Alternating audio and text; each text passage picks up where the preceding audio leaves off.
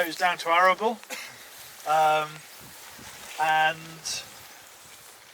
we seeded this down. We just created a seed bed and broadcast the seed on. It was from Cotswold Seeds. I think there were 27 species in the mix. You can see a lot of the bird's foot trefoils out at the moment, and the knapweed. I've seen some lady's bed straw. But you see a lot of these different plants, like the deep-rooted ribwort plantain, and also species like the knapweed, which is kind of almost like a bunch grass in how it sets itself up and roots, big root mass, deep rooting. And that deep rooting species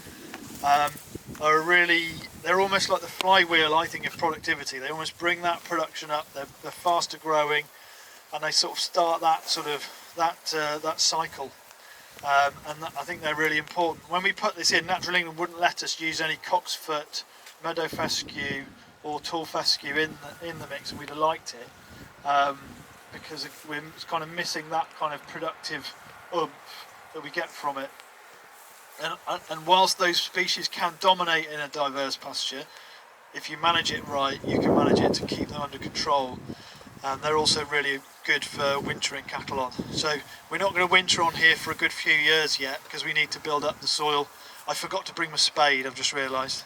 But the soil structure in here was pretty much completely knackered from a rape wheat beans rotation that had just been gone non-stop for about 20 years. And so there's a fair bit of work to do to build up the organic matter back in here. But as you can see, things like the yarrow are really good. There's a yarrow flower down there. They're really good for promoting fungal activity in the soil. But I think the main thing is the diversity. You'll see there's quite a lot of seedlings popping up of the various wildflowers, the broad-leaved species, a lot of the ribwort plantain that's come through last year's seed, and some more knapweed. So the diversity of all this seed drop, this will increase in diversity over time again and again as we go through. I think in terms of learning opportunities, last year, this was obviously 2 years ago, so last year was the first cropping year for this, or grazing year, and we ended up with there was a huge crop of hay. And considering what the summer was like, because we had the drought, and I was concerned about being short of forage, we actually hayed all of this, except we didn't hay that next field because that didn't come as well, and we had to top that. But in terms of establishment, I think perhaps, obviously with the drought and wanting to have the forage as cheap as possible last year when it was whatever it was a tonne, £100 a tonne plus. But I think in hindsight we'd have been better off if we grazed this, because we took 2 tonne to the acre off this in its first year on a wildflower pasture, and I think we've lost a lot of oomph from the grasses this year. On the positive side of that, it probably means that a lot of these little seedlings of all the herbs are going to have a much better opportunity. So we're going to get more diversity from that. And using the grazing system, this has been grazed twice this year, and we'll just keep rotating, and it'll improve it over and over. The two questions there was how many days rest are we giving this? So this was last grazed. Well, I can say it was first grazed on about I think it was the 4th of May. Yeah, it was the 4th of May we came in here, and then we came back through here. I think that was 37 days we had on that rotation. So yeah, so 37 days later we came through again. So I'm just trying to think where that puts us, but about the 10th of June, something like that. And then this is the recovery from that. So I'd like to see more recovery if this was an established permanent pasture, but we just have to accept that, this had a lot of fertility stripped out of it. Soil structure wasn't great, and then we had that hay crop last year, so it's just what it is. Rob, what was the nutrient status of this field before you did this to it? Yeah, so in order to get the establishment payment from Natural England, we had to soil test. So the question was, what was the nutrient statement? Sorry, the nutrient status. So we had to have a phosphate level or index of 1 or 0, and all these fields were 1. So we weren't too high in phosphate. And so essentially, if you've got that, then you can go ahead with it as a matter of course. The other thing you'll notice, we've got, it's not too bad, but in certain patches you can see some areas where we've got a few docks. I'm not worried about the docks really. We've had, certainly where we took on the land at Croom, we had a situation where they put in a huge ground source heat pump for the big house, and there was about 8 acres the ground loops took up, and they took all the soil out to about waist high. If you stood in the hole, it was about that high, and unfortunately, because they wanted to protect the pipes, the contractors put all the topsoil on the pipes and then put all the subsoil on the top, and then they seeded it down, and then nothing came of what they seeded it, the grasses and the herbs, but it did grew 8 acres of docks wonderfully. It was literally, you couldn't, they were all sort of knotted together with all the seed heads, you could hardly walk through it. And that first winter I didn't really want to graze it, I didn't know what to do, but I said to the National Trust, I was like, look, I'm going to graze it, I might make a mess, but it's already a mess. Let's see what happens. And so we absolutely mullered it. It looked like a poached nightmare, but the following spring it just went ballistic. So that animal impact, even though we'd compacted it and everything else, all the seed that had been put on there suddenly activated and it just went. And then now the docks are getting less and less and less, and in the worst places now it had looked about like that when it would have been completely brown the first year if you look down by where the beehives are. So they're just getting less, and I think the docks actually are providing, I don't want to say docks are good, but they are doing something, and that deep tap root is it's sorting out your soil structure, and then once the soil structure is sorted out, and then other plant roots can get down and compete with them in that deep root zone. They do not like competition in the deep root zone, and they just tend to sort of die away. I think they need to have quite favourable conditions to have viable seed, and that means compacted anaerobic soil. Rob, what are the birds over there? Are they linnets or are they goldfinches? Yeah, there's a good flock of goldfinches on here, and there's some linnets. The other thing we've had, we let all the hedges grow up. So the compliment I had from a neighbour when he saw the docks and the hedges going up, he said, yeah, I can see it's really starting to look like an organic farm now. But yes, and that's had a big impact. So the yellow hammers have gone absolutely crazy. Skylarks have gone mad, and you know, it's just lovely to see. And the barn owl that lives down there is James here somewhere. James lives in the house just next door, and he's a really good photographer. You should check his Instagram account out. But he takes pictures of the barn owl and kestrels and stuff that we have.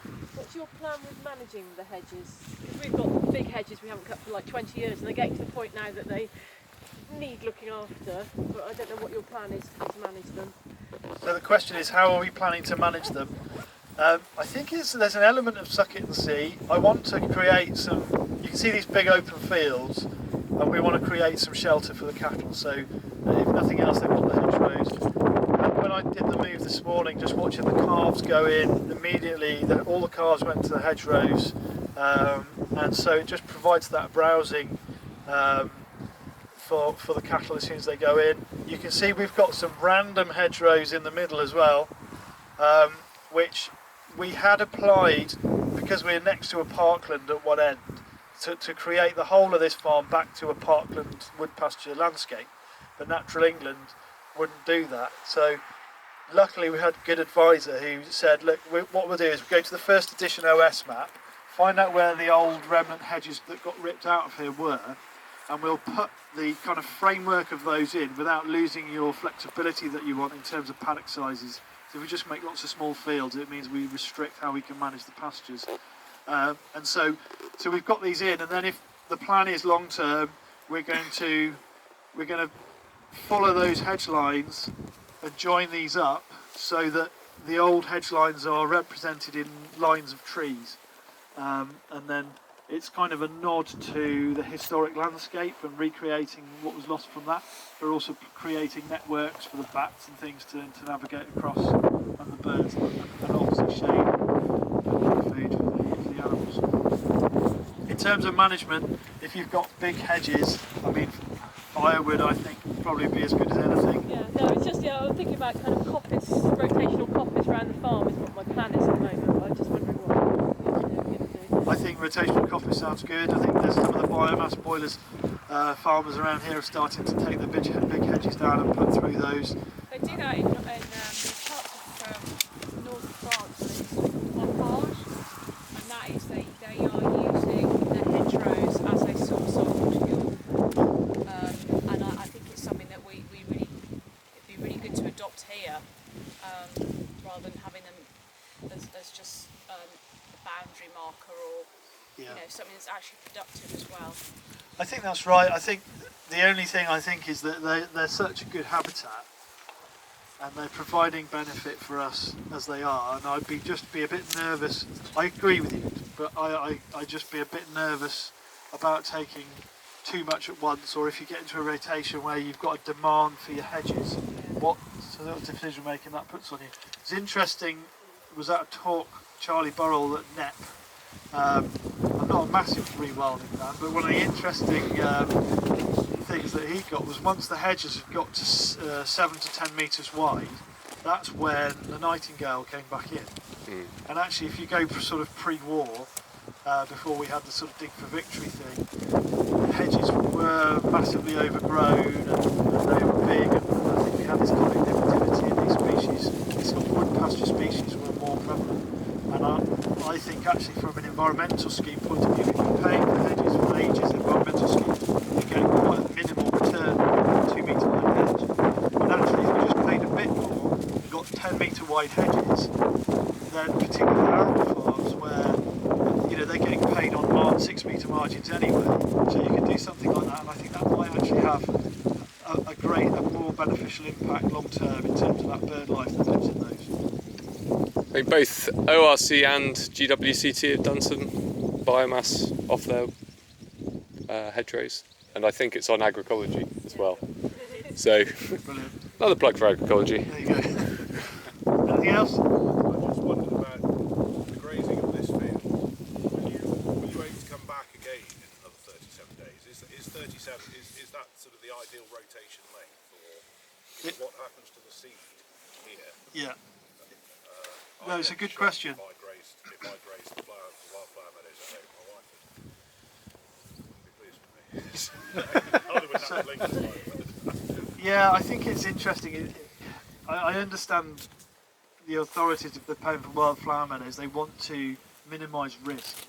So if they don't, they need to have confidence that you're going to not just graze it right through that flowering period. For me, is if you go in and take half, and if you think we've kind of grazed this twice during the flowering period, and yet we've still got everything flowering, what tends to happen is what they leave behind has already, it's a great example here, look. So what they left behind has already seeded, and that seed's going to drop, and what they grazed off, you can see that's been grazed, is put a shoot out, and you've got a little bit more, and so you end up actually extending the flowering period, and we, rather than like a hay meadow, which 15th of July is done, this will keep producing pollen and nectar right into October, even November. So the oxide days in the yarrow will keep going into November. So I actually think a grazed pasture like this is actually better ecologically. And as long as you're leaving enough to seed, you can see from the seed drop here, this is going to keep increasing in diversity all the time. And that's the beauty about managing the grazing, to take out some of the grass, because you then give everything else a chance. So we had a question earlier on from Plant Life asking about, can you do it to manage wildflower meadows? Absolutely you can. I mean, you can actually help control some of the coarse grasses that can dominate even in a hay meadow. Would it have the same effect? Would sheep grazing be a very different effect from cattle grazing? I think it is a different. So the question is sheep grazing any different from cattle grazing, and would it have a different effect? And I think it can do. I think it's more about management, and I think grazing is a tool, and that actually how we apply that grazing has a bigger impact than the actual species we use. I've certainly seen people, at Village Farm, they had incredible diversity managed purely with sheep, didn't they? And so it's definitely been done. And I think from nature conservation point of view, I often come across this sort of dogma that, oh, sheep grazing is bad, or sheep grazing has a negative impact, but it's not. It's how it's managed, or quite often with sheep grazing unmanaged, because you tend to just get set stocking and they're there for long duration, so they end up stripping everything off, and once they take the first bite, or for a couple of days, then they'll start. There's not a lot left in the grass that's coming back, so then they'll start targeting the broadleaf species who have got more minerals, got nutrition in them. So you'll end up with them actually selecting the wildflowers out by overgrazing them. But that's why you manage the grazing, so that doesn't happen. What are the grass species in here, by the way? So the grass species is a good question. We've got, there's Timothy, there's cat's tail, there's meadow foxtail, which is one of the best grasses ever because it comes so early. You can get this sort of grass in March time, almost like silage grass. It's an amazing plant, and the only reason that plant wasn't bred for seed is because it's got a really good evolutionary adaptation where you'll get some seed heads coming out in end of February and some are still coming out end of April. So it's because it's coming out so variably, it's impossible to harvest the seed, or very difficult. So you didn't choose that species. It also ripens variably on the head of the seed. So it's really clever because it means it's dropping seed right through a certain period, and it can then take advantage of any opportunities to germinate. So that means it's great as a grazing grass, but it's just not been developed agriculturally. We've got crested dog's tail, there's some sweet vernal grass, we've got some yellow oak grass, there's common bent, there's red fescue, which is not as deep rooted as some, but it creates a real mat of roots that actually helps. So you've got a combination of deep tap roots to get the infiltration, and then you've got this real thick mat of roots that you get from red fescue, which is really good. And that helps. There's some chewing fescue. Creeping bent? Creeping bent. There might be some creeping bent. That's stolonifera, isn't it? Yeah. I don't think we had any in the mix, but it may be coming up. Yeah. This is an arable field, so there's some nice bit of black grass in places. Although that's dying out slowly because it doesn't like the pasture system.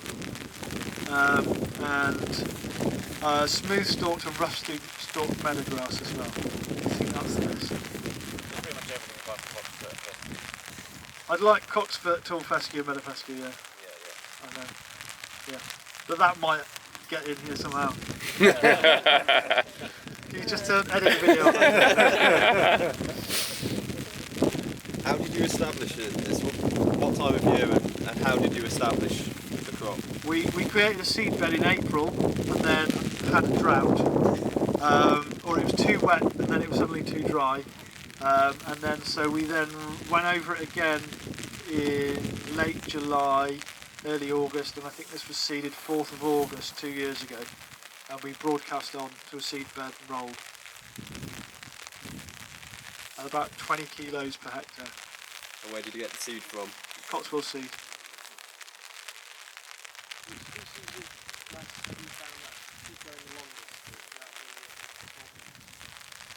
The question was which species of grass keep going the longest. Well, meadow foxtail's brilliant in spring, and it actually starts growing. If it's been grazed off, it'll start growing right through the dormant season, so it's excellent growth.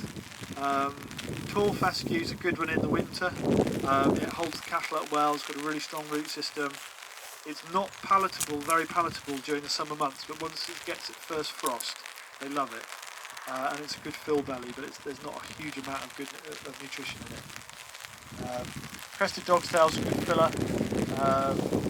I think it's good to cocksfoot. Actually, he's probably on the other farms. That's my most important grass. So the regrowth's just phenomenal.